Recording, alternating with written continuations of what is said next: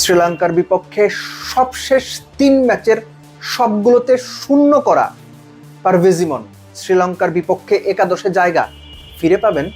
তাওহিদ হৃদয় টিকে থাকবেন একাদশে।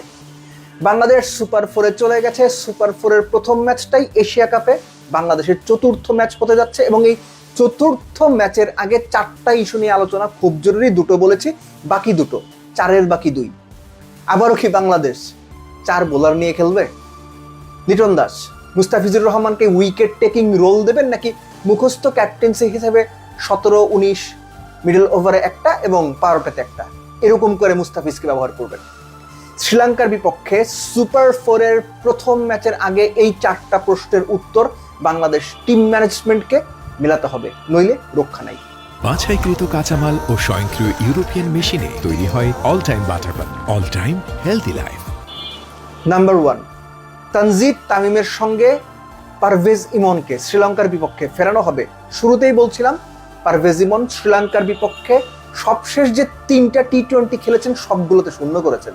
এখন আপনি যদি নাম্বারসের হিসেব করেন, নাম্বারের দিকে যান, সবশেষ 3 ম্যাচে শূন্য করা প্লেয়ারকে ওই অপোনেন্টের এগেইনস্টে আপনি কেন খেলাবেন? আপনি সাইফের কথা বলতে পারেন যে সাইফ খুব একটা ভালো খেলেনি, তাও তো ভাই 28 বলে 30 রান করে দিয়ে গিয়েছিল। আরেকটা পয়েন্ট, তানজিদ তামিম তার ট্র্যাক রেকর্ড থুসারার এগেনস্টে বেশ খারাপ। 11-12টা বল ফেস করেছেন শ্রীলঙ্কার বিপক্ষে, 5টা টি-20 খেলেছেন, 3বারই থুসারার বল আউট হয়েছেন। সো আপনার একজন থুসারার বলে নিয়মিত আউট হচ্ছেন, আরেকজন শ্রীলঙ্কার বিপক্ষে সবশেষ টি-20 সবগুলোতে শূন্য করেছে। এই 2 ওপেনার নিয়ে আইডিয়ালি শ্রীলঙ্কার বিপক্ষে আপনি নামতে চাইবেন, সাহস দেখাবেন নাকি সাইফকেই সেইখানে বেটার অপশন মনে হয়? আমার সাইফকে বেটার অপশন মনে হয়। তানজিদ তামিমের সঙ্গে সাইফ। 3 লিটন। দ্বিতীয় ইস্যু তাওহিদ হৃদয়। তাওহিদ হৃদয়কে খেলানোর কোনো মানে আছে বলে আমি পার্সোনালি ফিল করি না। আমি মনেই করি না তাকে শ্রীলঙ্কার বিপক্ষে খেলানো উচিত হবে। রাদার ওই জায়গাতে নুরুল হাসান সোহান অথবা জাকের আলী অনিককে, প্রথম কথা হচ্ছে যে জাকের আলী অনিক ফিনিশার হিসেবে চরমভাবে ব্যর্থ। তিনি এমনিতেও টুকটুক করেন, অমনিতেও টুকটুক করেন। সো ফিনিশিংয়ে যাওয়ার আগে যদি ওই 4 নম্বরে নেমে টুকটুক করেন, 100 স্ট্রাইক রেটে ব্যাট করেন, 25 বলে 28 বা 30 রান করেন, সেটাই হয়তো দলের কিছুটা হলেও কাজে দিলেও দিতে পারে। So there is no Towhid Hridoy age number 4। সেখানে নুরুল হাসান সোহান, আইডিয়ালি জাকেরকে খেলানো উচিত। নুরুল হাসান সোহান 5-এ, শামীম পাটোয়ারি 6। নাম্বার 3, 4 বোলারের অপশন। আফগানিস্তানের সঙ্গে ধরা খেতে খেতে বাংলাদেশ বেঁচে গেছে। সো 4 বোলারের অপশন নিয়ে যাওয়া যাবে না। বাংলাদেশকে 5 স্পেশালিস্ট বোলার নিয়েই খেলতে হবে যদি উইকেট স্পিন ফ্রেন্ডলি হয়।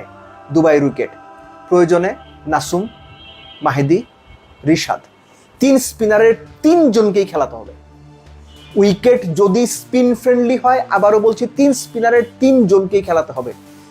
ভারত এই টুর্নামেন্টের পোটেনশিয়াল চ্যাম্পিয়ন, সেই পোটেনশিয়াল চ্যাম্পিয়ন টিমও 3 স্পিনার খেলাচ্ছে। শ্রীলঙ্কানরা, আফগানিস্তানরা 3 স্পিনার খেলাচ্ছে। সো বাংলাদেশকে ওটা মাথায় রাখতে হবে। স্পিন ফ্রেন্ডলি উইকেট হলে, আবারও বলছি, জাকের এবং সাইফের পার্ট টাইম অপশন বাদ রেখেই 5 জন স্পেশালিস্ট বোলার এবং সেখানে 3 জন স্পিনার। যদি উইকেট স্পিন ফ্রেন্ডলি না হয়ে বা একটু স্পিন ফ্রেন্ডলি হয়ে পেসাররা একটু সুবিধা পাবে বলে মনে হয়, সেখানে অবশ্যই তানজিম সাকিব, অবশ্যই তানজিম সাকিব। অন্য কোনো চিন্তার কোনো সুযোগ এখানে নাই। সো শ্রীলঙ্কার বিপক্ষে শ্রীলঙ্কার টপ অর্ডারে বা টপ 7-এ রাইট হ্যান্ড লেফট হ্যান্ড মোটামুটি ইকুয়ালি ব্যালেন্স আছে, 3-4 এরকম করেই। সো আপনি একজন অফ স্পিনার খেলাবেন নাকি একজন লেফট আর্ম অর্থোডক্স খেলাবেন, এটা খুব ঠান্ডা মাথায় চিন্তা করে ডিসিশনটা নিতে হবে। নাম্বার 4, মুস্তাফিজকে ইউজ করা। আমি এর আগেও একটা ভিডিওতে বলেছি, শ্রীলঙ্কার বিপক্ষে যদি আপনি দেখেন কুশালের উইকেটটা পাওয়ার পরে মুস্তাফিজকে পাওয়ার প্লের মধ্যে লিটন অ্যাটাক থেকে সরিয়ে দিয়েছিল। ভাই আপনার বোর্ডে 139 রান, আপনি মুস্তাফিজকে 18, 19, 17 ওভার জন্য প্রিজার্ভ করবেন নাকি মুস্তাফিজকে দিয়ে আরেক ওভার বল করে উইকেট নেওয়ার চেষ্টা করবেন? That was A wrong captaincy, bad captaincy, unsmart captaincy. বারবার এই কথাটা আমি বলবো। ম্যাচের যে ধরনের ফেসে গিয়ে আপনি মুস্তাফিজকে 17-19 ওভার ইউজ করতে চান, সেই ধরনের ফেস তৈরি হলে ইউজ করেন, অসুবিধা নাই। বোর্ডে রান নাই, ম্যাচ বের হয়ে যাচ্ছে, মাত্রই তিনি এসে উইকেট পেয়েছেন, আপনি তাকে অ্যাটাক থেকে সরিয়ে দিলেন। এটা বাজে ক্যাপ্টেন্সি। শ্রীলঙ্কার বিপক্ষে এই ক্যাপ্টেন্সিটা, কেননা শ্রীলঙ্কার উদাহরণ নিলাম, শ্রীলঙ্কার সঙ্গে এই ঘটনাটা ঘটেছিল, এই বাজে ক্যাপ্টেন্সিটা করা যাবে না। ঠিক একইভাবে এই যে পার্ট টাইমারদের ইউজ করা,